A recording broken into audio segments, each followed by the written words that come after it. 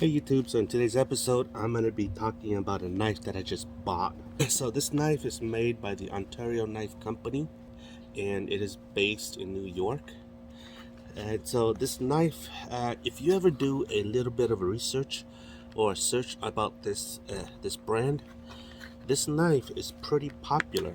And at first I didn't pay much attention to it, but as I started paying attention to knives made by this company, this knife seemed to be very popular, and I'm going to show you. This knife is called the Rat 1, and when I bought it knowing that it is a D2 knife steel knife. And I can tell you right off the box, okay, feels very nice, feels very solid. I'm going to compare it with my Spyderco Resilience, okay, and this is a very superb knife as well. Okay, the metal here is S35vn, so my understanding is that the metal here is superior to D2. So I'll be honest with you. Okay, so let's do a comparison. This knife right out of the box feels very solid. This thing feels very light and cheap. Okay, but this knife feels solid, and look at that, it just flips like that. Okay, and so let's see, I'm gonna say I'm clumsy at this, but it doesn't take hard to know how to fidget with it. Now this is, I'm told that this is not G10 scales, but it feels very nice. They say that this is just nylon, but it feels very nice. It's not too rough, and it feels perfect. The texture on this knife is perfect as well, and it doesn't slip. This right here feels not really rough, and I'm thinking that it won't slip when it's wet, but if it's soaked in blood, I'm thinking that this thing will slip more often than this right here because of the grain here. It's rougher, but it's pretty friendly to the hand. Here it's not as rough, and it's pretty friendly to the hand, but I feel like if I were to work on an animal, soak this with blood, it might slip. That's how I feel like right now. But as far as the make, the structure, it's solid.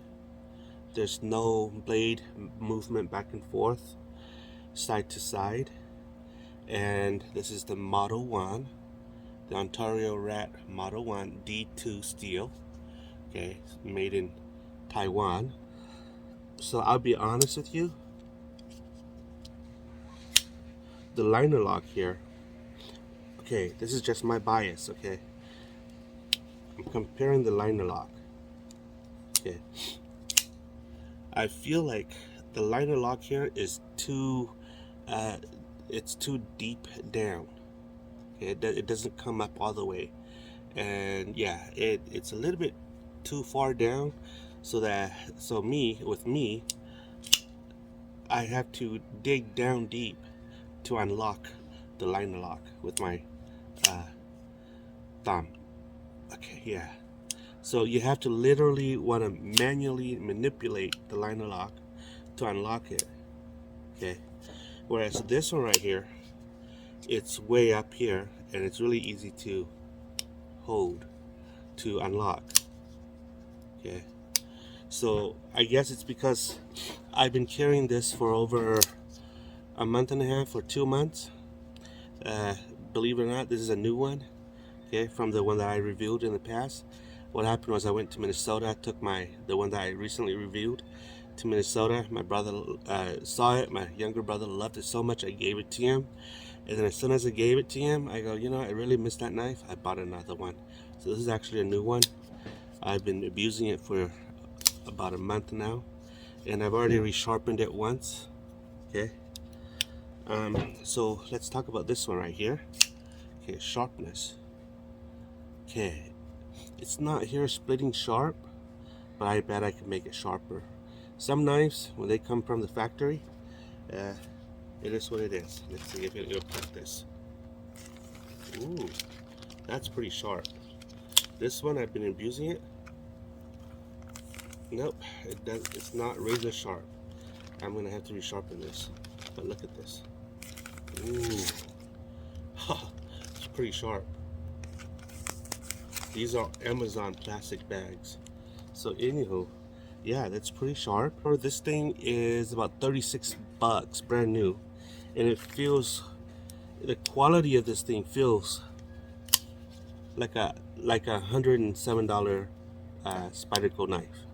It feels high quality. Wow, I didn't think that this thing would feel high quality. It's solid. The only thing that I have a beef about is the liner lock. It's a little bit too deep inside the handle here, where if you are going to unlock it, you're going to have to literally manipulate it so that it'll unlock. Okay, so this, see, so you have to literally go deep with your thumb to unlock it. Whereas this one, okay, you can see that it's not really deep. So it's really easy to just manipulate that and it'll unlock. See? So, but the feel, I'll be honest with you, the feel between this and this is a 107 bucks knife. This is a $36 knife. It feels as expensive or more expensive than this. Okay, for 36 bucks, oh my gosh, it feels so nice. Wow, it feels higher quality than this. This feels very light, okay, and this feels really tight and heavy. Wow. Okay, so there is a, I don't know what this is called, but they kind of stipple this so that you can hold it like this, which feels nice. There's a stipling right here too. Okay, so overall this thing feels a lot higher quality than this one, even though this one is more expensive. So as far as blade length, you can see it's a little bit shorter than the Resilience, the Spyderco Resilience here. And yeah, it is razor sharp. D2 metal. At first, right after I bought this, I was having a reservation as to whether or not I bought a good quality knife. But now that I'm holding it, it feels really nice in my hand. It feels very high quality. So the clip here looks to be alright. This part is not too high, unlike this one. When I first bought this, it was really high. I had to remove this clip right here and bend this clip down a little bit so that it won't catch anything else. Whereas this one right here, it's not that high. Let's see, my pocket goes in really nice.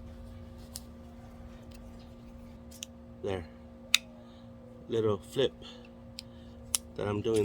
I'm not doing, I should be doing that. Wow. Here, the Spyderco, I could do this really easily.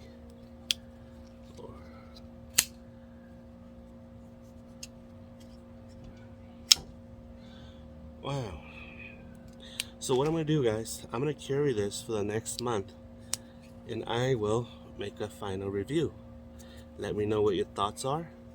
But as far as the fit and finish, it is pretty high quality for a $36 knife.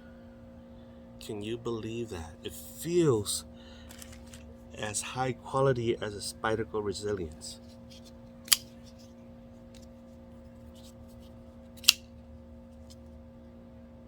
There.